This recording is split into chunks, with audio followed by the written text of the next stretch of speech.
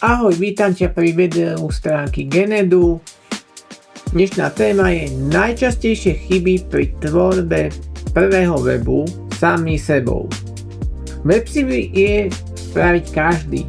Otázka je ale, čo ťa bude stáť o rok. Dnes ti ukážem 5 rizík, ktoré prináša web, ktorý si urobíš sám. Ale najprv, taký krátky test. Pozri sa na tento web. Všimol si chybu? Chyba tohto webu je to, že má príliš veľa farieb. Vidíš, je tu ružová, modrá, ďalšia modrá, tmavo-ružová, bledo-ružová, žltá. Web je veľmi kriklavý. Návštevník vlastne nevie, kam sa má pozerať. Výzva k akcii sa stráca, pretože ako keby je tu viac výziev akcií. Nastáva vlastne strata dôvery. Je to typický príklad webu, ktorý si urobil majiteľ firmy sám. Poďme na extrémnejší príklad. Toto je web firmy Pacific Northwest X-Ray Inc. Ako vidíš sám, web je strašne zastaralý, má tu nejaké ponuky, lead glass, lead curtains, X-ray grids. Toto je typický príklad toho, keď si firma urobí svojpomocný vlastný web a nie je jasný účel tohto webu. Druhá vec je, že je zastaralý dizajn a v podstate nevieš, čo robí firma. Je tu nejaká možnosť hľadať produkty, nejaká šípka, proste nedáva mi to zmysel. Čo sa stane, ak takýto podobný web si robíš tam? Nemáš žiadne predaje. Chyba tu v podstate výzva k akcii.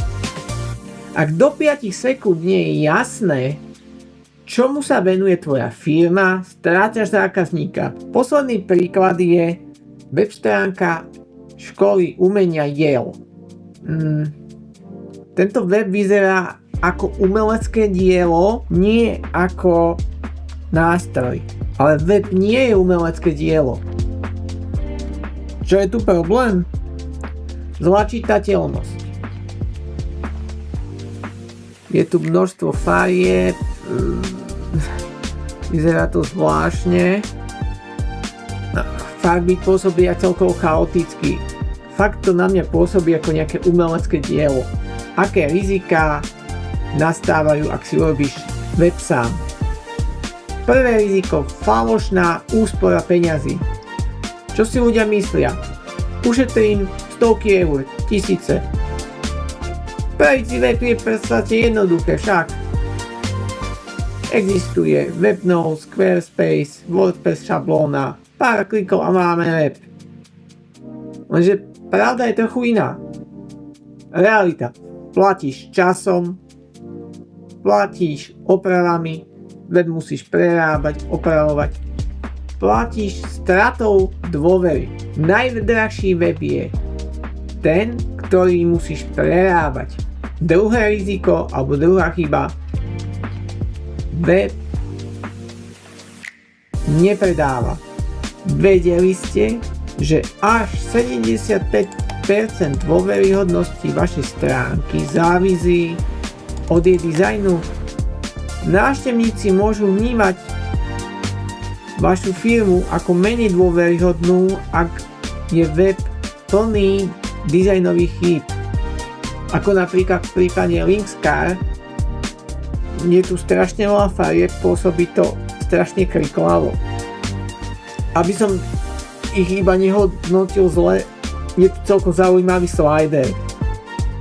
Že viem, toto je celkom dobre vymyslené, tá hlava v tom aute, to sa mi páči, zase aby som bol objektívny. Pointa, web nie je vizitka. Je to nástroj na získavanie zákazníkov. Je to nástroj na predaj. Tretie riziko, tretia chyba. Technické chyby. Tuto to aj vidno krásne, že pri stránke Pacific Northwest X-Ray sú aj technické chyby. Web je ako keby na flaši, pozri, je to biele, nedá sa to čítať. Potom doskočí tá farba, vyzerá to hrozne. Sú tu nejaké produkty, ako nerozumiem tomu, čo predávajú.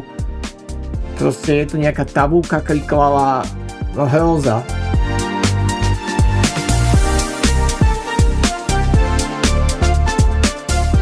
Google si pamätá, že web ľudia nemajú radi, že odchádzajú z neho, dá mu zlé pozície.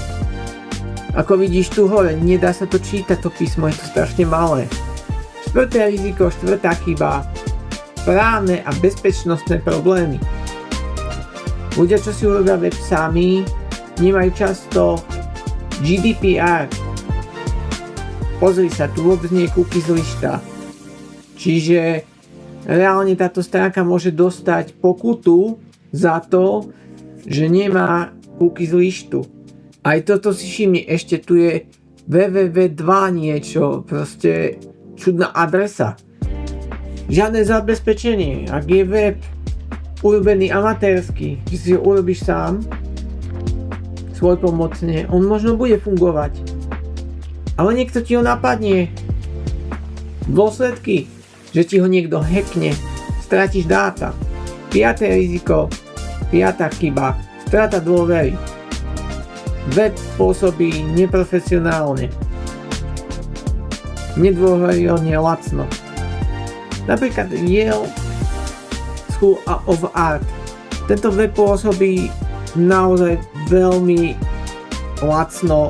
Je to fakt ako keby to robil nejaký študent, čo asi aj robil ako nejakú seminárnu prácu alebo niečo, nejaký projekt študentský, vyzerá to čudne, nedôveryhodne, ako myslel by som si, že je to web pred 20 rokov, možno 20 rokov dozadu takýto web bol akceptovateľný, teraz asi nie.